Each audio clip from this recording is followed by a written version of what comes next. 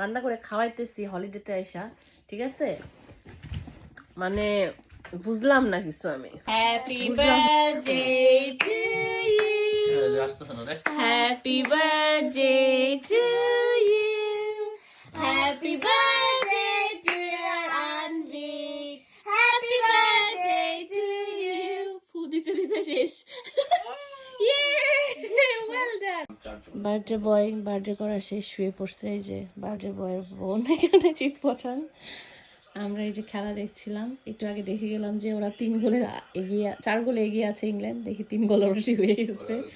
ওরা কি খেলা হচ্ছে যে আউলা চাউলা বুঝতেছি না, এই খেলার মানে কি তাও জানি না।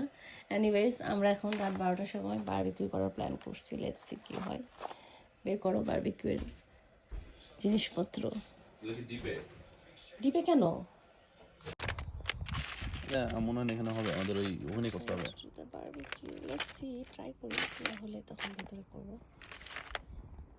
জাস্ট একটা জিনিস আর কি করতেছি, চিকেন আর এটা কি বার্গার না? খেলা চলছে সব, দেখি বাসায় বাসায় সবাই খেলা দেখছে।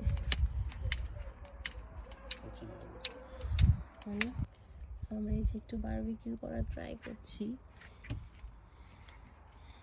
আই ডোন্ট নো আগুন জ্বলে আছে কিনা, অনেক ধোঁয়া হচ্ছে। আজকে আমাদের লাস্ট নাইট এখানে। হচ্ছে কিছু হচ্ছে না, আরো ধরতে হবে আসলে, এটুকু হবে না। লেটস সি, আর কয়েক মিনিট ট্রাই করে আমরা ওভেনে দিয়ে দেবো। এটা নিভাবে কিভাবে তারপরে? পানি দিয়ে দেবো ভাই, রাত্রেবেলা এমনি বৃষ্টির মতো নয়।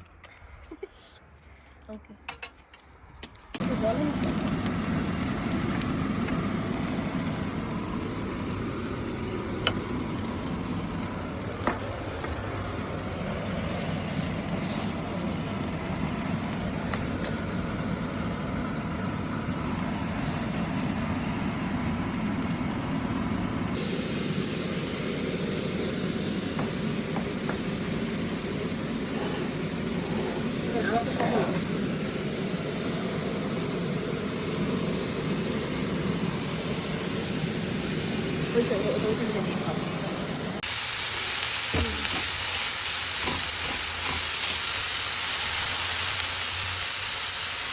কেমন লাগতেছে খেতে?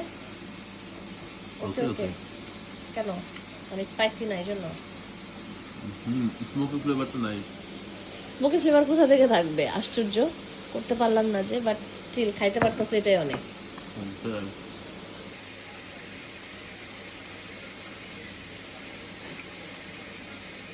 খারাপ হয় না খেতে, তো মজা।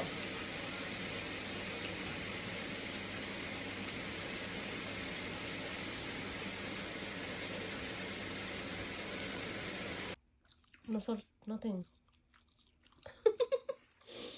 এটা হলো বিদেশি স্টাইলের আর কি, সস দিয়ে খাও না, বাট এটা কিন্তু সুন্দর স্মোকি হয়েছে। এটা স্মোকি হয়েছে কিন্তু মানে খালি স্মোকি, ফ্লেভার না এটাতে।